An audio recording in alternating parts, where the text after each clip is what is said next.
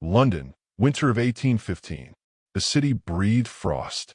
Snow powdered the iron railings of Grosvenor Square, softening the edges of its grandeur, and the lamps burned low, casting gold halos upon the frozen cobblestones.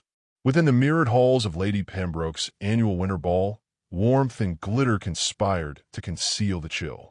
The chandeliers blazed like constellations. The air shimmered with perfume and polite deceit. It was an evening made for spectacle and for ruin. Marianne Ashcombe had never seen so many diamonds nor so many eyes that measured worth in the same cold way. She stood at the edge of the ballroom, gloved hands folded, her gaze moving with cautious curiosity across the sea of silk and powdered shoulders. She had arrived from Hertfordshire only a week ago, under the dutiful care of her widowed aunt, Mrs. Grantham, whose ambition was simple, to marry her niece in a fortune before the season's end. Marianne, 22 and unaccustomed to such glittering cruelty, found herself both dazzled and alienated. Her gown was fine but modest, her laughter sincere but ill-timed. In this world, sincerity was a liability. She must learn to speak less, whispered one lady behind her fan. Too quick with opinions. And without a dowry, replied another. She will need far more than wit. Marianne heard them, though she pretended otherwise. The music swelled. Couples glided past, gowns sweeping the floor like whispered promises. She smiled, faintly defiant, as her aunt introduced her to a line of gentlemen with titles and expressions of weary courtesy. None looked twice. None saw her beyond her name and lack of fortune. It was not cruelty that stung, but invisibility. Then the doors opened, and the orchestra paused, not by order, but by instinct. The arrival of Alexander, Duke of Wetherby, silenced the room with reverence tinged by fear. He was a figure sculpted by discipline, tall, severe, immaculately dressed, his expression revealing nothing but the fatigue of being constantly observed. Rumor claimed he had once been charming, before heartbreak had rendered him untouchable. Now, he was the man every mother sought for her daughter and every daughter feared to disappoint. Marianne had heard of him, of course. The newspapers called him the Ice Duke, a man who could attend a ball and make it colder by presence alone. Yet as he crossed the room, speaking with quiet gravity to his host, Marianne's curiosity stirred against her better judgment. There was, she thought, something profoundly lonely about his restraint. Their eyes met only once, a glance, fleeting, unimportant, and yet it marked the beginning of everything. He looked at her not with admiration, but with a detached, assessing curiosity, as if she were a painting that failed to command attention. She felt the heat rise to her cheeks and looked away, telling herself she did not care. But pride is a delicate thing. It bruises faster than the heart. Moments later, as the musicians resumed, Marianne excused herself from the crowd, desperate for air. The crush of bodies, the cloying perfumes, the hollow laughter, all of it pressed too tightly against her spirit. She stepped into the marble corridor and followed the faint echo of her own footsteps toward the garden doors. Beyond them, winter waited, silent and merciful. Outside, the cold struck like a confession. Snow fell in slow, deliberate flakes, veiling the garden's statues in white. She breathed deeply, savoring the sting of frost against her throat. That was when she heard it, a faint whimper, muffled by the wind. Startled, she turned and found, huddled beneath the stone balustrade, a small boy, scarcely 6 years old, wrapped in a servant's threadbare coat. His hands were blue with cold. "Oh, you poor child," Marianne murmured, kneeling without thought for her gown. "What are you doing out here alone?" The boy sniffled. "They told me to wait. I work in the kitchens." She drew off her shawl, wrapping it around him. "Not tonight, you do not. Come, we'll find the steward."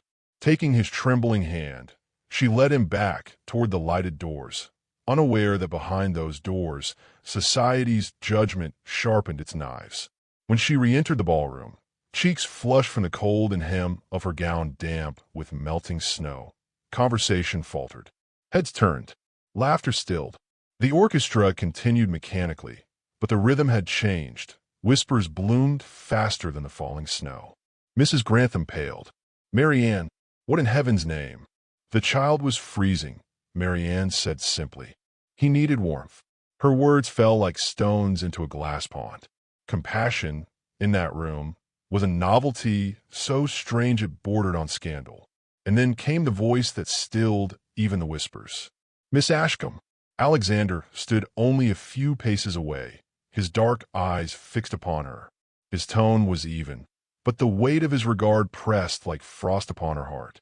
"It seems," he said, "you are not familiar with the expectations of your new company." "I am acquainted enough with kindness, your grace," she replied, standing her ground. A murmur rippled through the guests, admiration from some, disapproval from most. His gaze did not soften. "Compassion," he said quietly, "is a virtue, but not one fit for the wife of a duke." The words struck cleanly, efficiently, leaving her breathless not from cruelty, but from the precision of disdain. He turned away before she could answer, as though she were already dismissed. Laughter, nervous, conspiratorial, resumed around her. Marianne stood still, the boy's hand in hers, her pulse loud in her ears. The chandeliers seemed to burn brighter, crueler, as though the world itself demanded she shrink, apologize, disappear. But she would not. She raised her chin, guided the child toward the servants' hall, and handed him to the steward with a composed smile that cost her every ounce of strength. When she returned, the Duke was gone. Only the echo of his words remained, cold and exacting, following her like a curse. Not wife material. Outside, snow began to fall in earnest, swallowing the noise of carriages and laughter.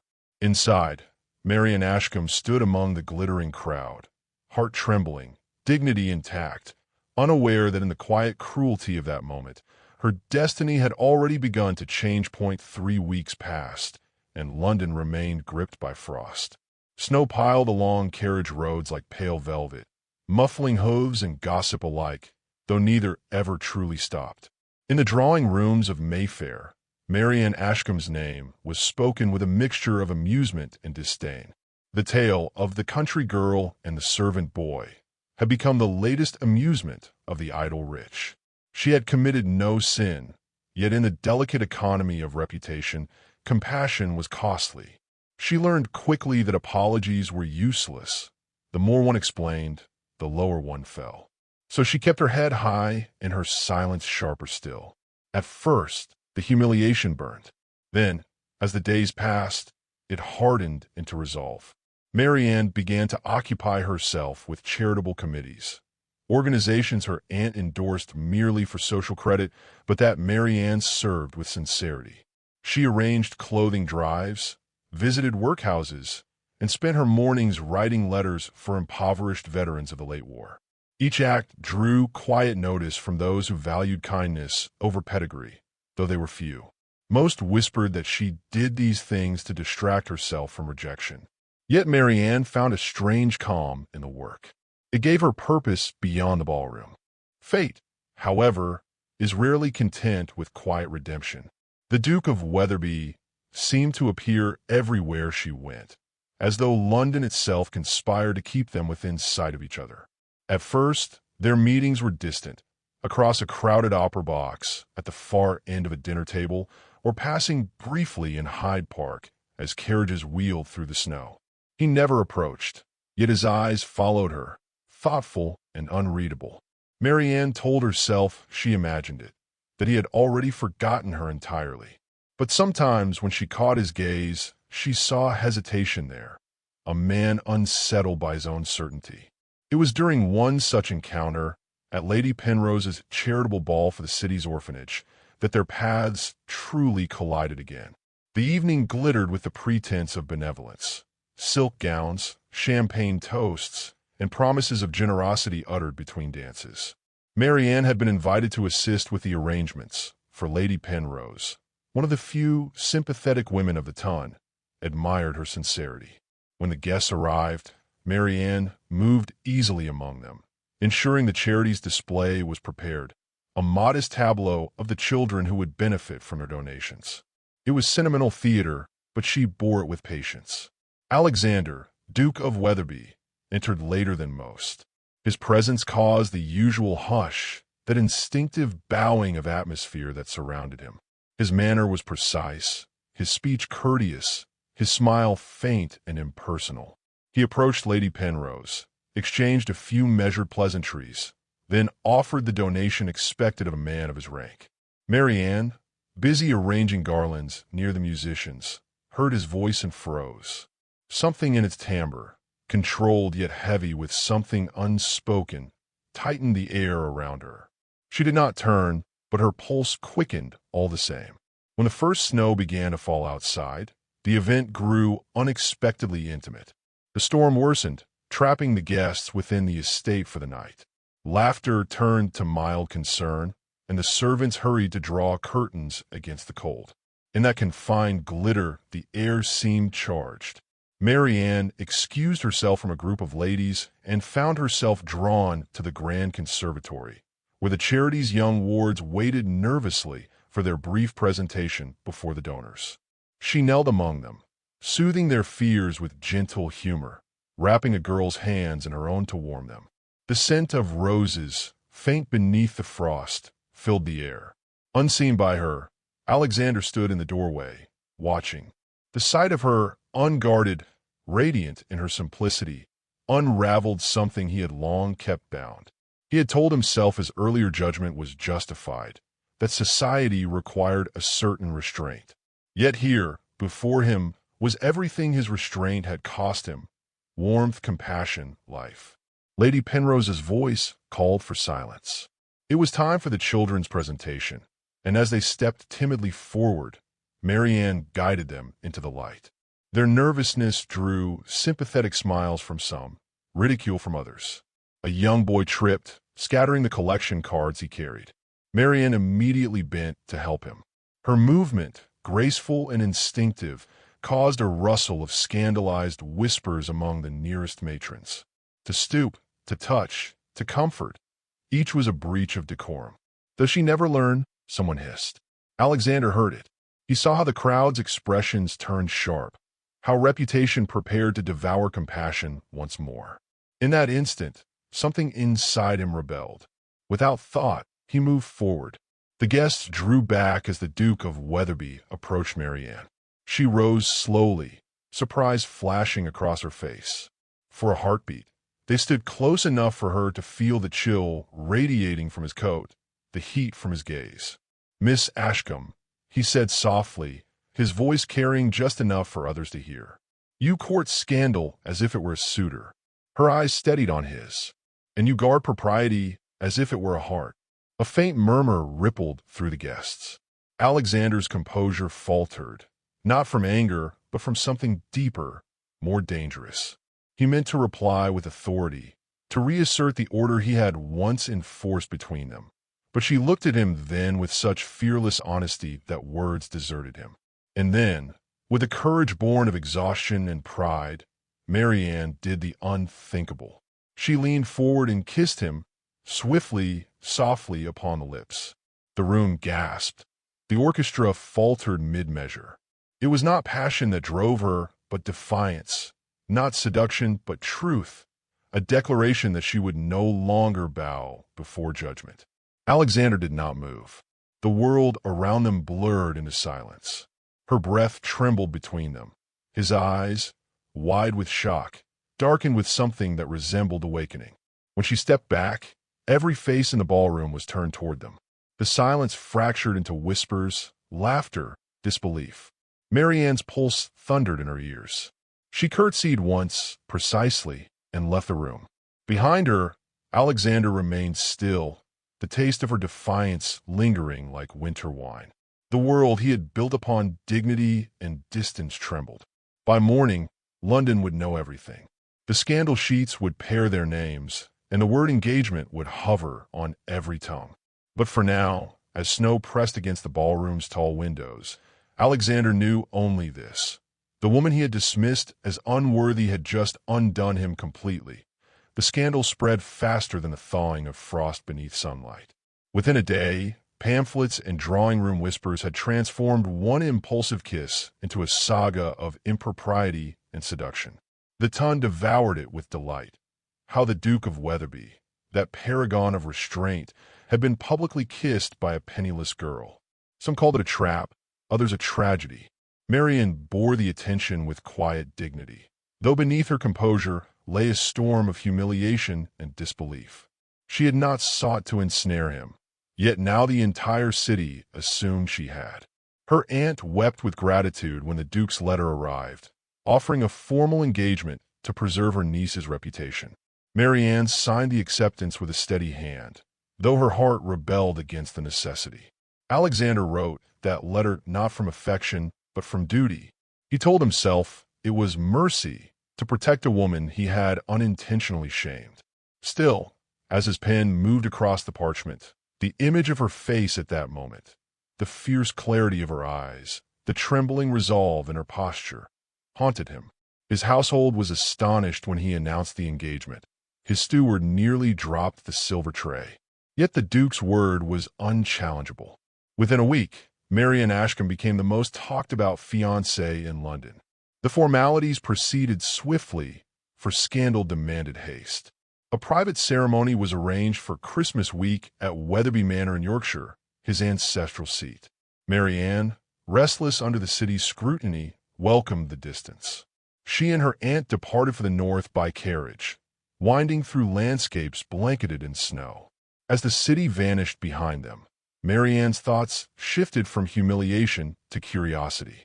What sort of man would she be bound to by law, if not by love? What lay behind that careful indifference he wore like armor? Wetherby Manor appeared from the mist like something half-remembered from legend, tall and gray, its many windows catching the pale winter light. The staff greeted her with practiced courtesy, neither warm nor cruel. It was clear their master's temperament had long dictated the tone of the household. Alexander awaited her in the great hall, impeccably dressed as always. His bow was measured, his welcome polite, but there was tension beneath the civility, as though neither could decide whether they were adversaries or allies. "I trust your journey was not unpleasant," he said. "It was long," she replied, "but it seems we both travel further still before this is finished." A flicker of surprise crossed his face, then something close to admiration. He led her to the drawing room, where a fire burned steadily against the encroaching cold. There, for the first time since the kiss, they spoke not as caricatures and gossip, but as people bound by circumstance. Marianne refused to play the meek fiancée. She questioned him about the manor, about the tenants, about his interests beyond title and duty. He answered cautiously at first, then more freely when he saw she did not flatter him. She learned that his father had died when he was 20, leaving him both wealth and the crushing expectation to maintain it flawlessly. He had once been engaged, years before, but his betrothed had broken the match to marry a viscount with livelier prospects. "I learned," he said, staring into the fire, "that affection is a currency far less stable than reputation." Marianne listened in silence. When he turned to her, expecting sympathy, she only said, "Then you have spent too long accounting for both." Her words lingered in the air between them like the warmth of the hearth. Something softened in his expression, something almost human. Over the following days, their cautious civility evolved into an uneasy companionship. They dined together each evening, spoke of literature and politics by the fire, and walked the frozen gardens when the sun permitted. There was laughter once, brief but genuine, when she slipped on the ice and he caught her by instinct. For a moment his hands rested at her waist, their breath visible in the cold air, their hearts too close to ignore. He released her quickly, but neither forgot it. Still, distance persisted. The Duke was a man ruled by reason, and reason warned him that affection would only complicate an already precarious arrangement. Marianne, though drawn to his quiet intelligence, mistrusted the very tenderness she glimpsed behind his restraint. To love such a man would be to risk herself entirely, and she had already lost too much to public judgment. So they continued their polite charade, two hearts circling each other like wary dancers awaiting the same cue. Then, one night, when snow swept hard against the windows, Marianne found herself unable to sleep. Wandering through the dim corridors, She was drawn by the faint glow of firelight from the library. Inside, she found Alexander alone, seated near the hearth, reading by candlelight. His coat lay discarded, fatigue shadowed his face. He looked up as she entered, and for once there was no mask between them. "I did not mean to disturb you," she said softly. "You have not," he replied. "I find disturbance preferable to solitude." She smiled faintly. "You surprise me, Your Grace." "And you," he said after a pause, "refuse to behave as anyone expects. It is disarming." She moved closer, drawn by something she could not name. "Would you have me be like them?" "God forbid," he murmured, the words slipping out before he could restrain them. Silence stretched between them. The fire crackled. The snow hissed against the glass. Marianne reached for a volume on the shelf, pretending to read, but her hand trembled. He saw it. Slowly, deliberately, he set his book aside. Their eyes met, and for a moment the world seemed to narrow to breath and heartbeat. "I have wronged you," Alexander said quietly. "Not by the letter of what I said, but by the spirit of it. I mistook virtue for folly, courage for defiance. And now," she asked, "now I begin to wonder if I have mistaken everything." Her throat tightened, yet she found her voice. "Then perhaps there is hope for both of us." Their hands met briefly as she passed him the book, fingers brushing, the smallest spark igniting in the hush. Neither spoke again. She left him by the fire, heart trembling, mind unquiet. Behind her, he remained seated, staring into the flames as though they might reveal what his heart already knew but dared not confess.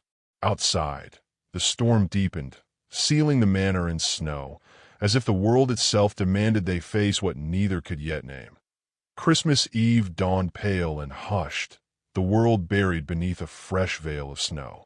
Wetherby Manor stood serene and luminous, its chimneys breathing ribbons of smoke into the still air. The staff moved with quiet efficiency, preparing for the evening's small gathering of guests, relations and neighbors whose attendance would lend legitimacy to the engagement that scandal had forced into being. Marianne watched the preparations from her chamber window, her reflection faint against the glass. The landscape stretched before her, endless and white, and for the first time she felt the loneliness that must have shaped the Duke long before she entered his life. In the weeks since their conversation in the library, something had shifted between them, subtle but unmistakable. Alexander no longer spoke to her as though she were a duty to be managed. There was warmth in his eyes when he addressed her, even humor on rare occasions. It was a fragile peace, built on the edge of uncertainty. They were to be wed within days, yet no word of love had passed between them. The world would call it an honorable match. Her heart whispered that it was unfinished business disguised as propriety. That morning, the first of the guests arrived, a collection of titled cousins and neighbors come to witness a union half born of scandal and half of curiosity. The manor filled with polite laughter, the rustle of gowns, the faint jingle of sleigh bells outside. Marianne played her part with grace, enduring the sidelong glances and the whispers that followed her wherever she went. The women looked at her with intrigue, the men with something close to pity. To them, she was a curiosity, the girl who had captured a duke through audacity alone.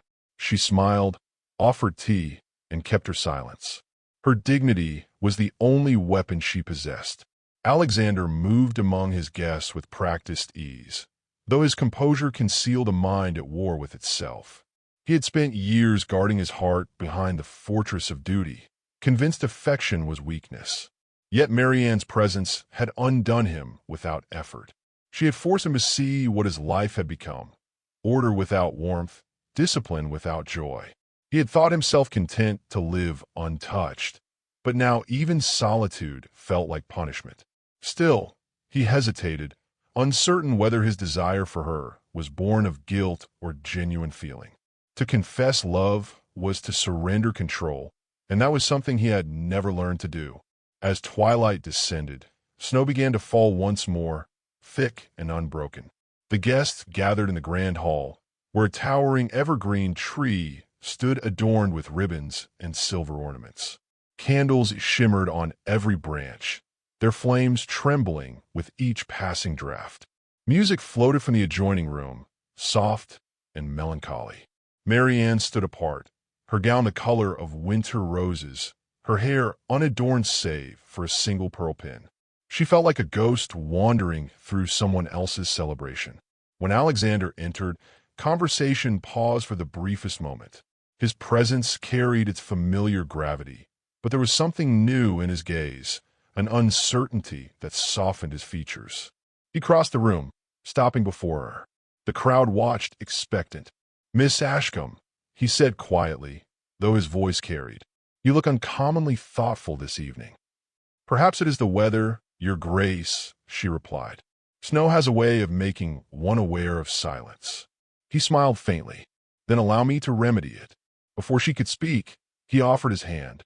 The orchestra, sensing intention, began a slow waltz. They danced, his movements precise, hers fluid, the two of them caught in a rhythm both familiar and entirely new. Around them, the guests murmured, their curiosity sharpening. Marianne's heart beat unsteadily. She could not tell whether she was being displayed or cherished. Halfway through the dance, he leaned closer, his breath warm against her ear. "Do you regret it?" he asked softly. "The kiss, all of it." She met his gaze, her eyes steady though her voice trembled. "I regret only that it has made us prisoners of what others expect." He said nothing for a moment. Then, with sudden resolve, he led her from the floor, through the parted crowd, toward the tall windows that overlooked the snow-covered courtyard. The guests turned to watch, murmuring in confusion as he pushed open the doors. A gust of cold air swept in, snuffing several candles. Outside, the snow fell thick and silver in the moonlight. Marianne hesitated. "Alexander, what are you doing?" "Something long overdue," he said. He turned to face her fully, the sound of the storm wrapping them in its own music. "Once I told you that compassion was unfit for a duchess. I spoke as a man who mistook pride for wisdom. I told myself I could live without warmth. That order was safer than affection. But I was wrong." She shook her head, overwhelmed by the sincerity in his voice. "You do not owe me this." "Perhaps not, but I owe myself the truth. I am in love with you, Marianne, utterly, inconveniently, irreversibly. You're everything I feared and everything I need." The words hung in the frozen air between them, fragile as glass. For a heartbeat, she could not breathe. Then, softly, she laughed, a sound half disbelief, half relief. "You make your confession like a man presenting terms of surrender. Then take pity on the defeated," he said, smiling for the first time without restraint. She stepped closer, her gloved hand rising to touch his face. "I should refuse you," she whispered. "For pride, for sense, for every warning my aunt ever gave me. And yet, she said, "I would rather freeze beside you than burn alone." He drew her into his arms and kissed her, not with haste or performance, but with the quiet certainty of devotion. Behind them, through the open doors, the murmurs of astonished guests faded into silence. The snow fell heavier, cloaking the world in white.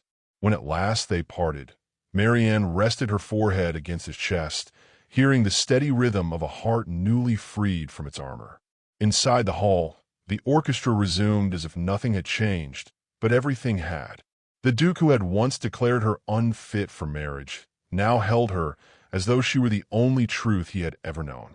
Outside, the church bells of Wetherby began to ring midnight. Christmas had come, and within the echo of their chime, two hearts, once strangers divided by pride, found themselves bound not by scandal, but by love tested and proven in the coldest winter of all.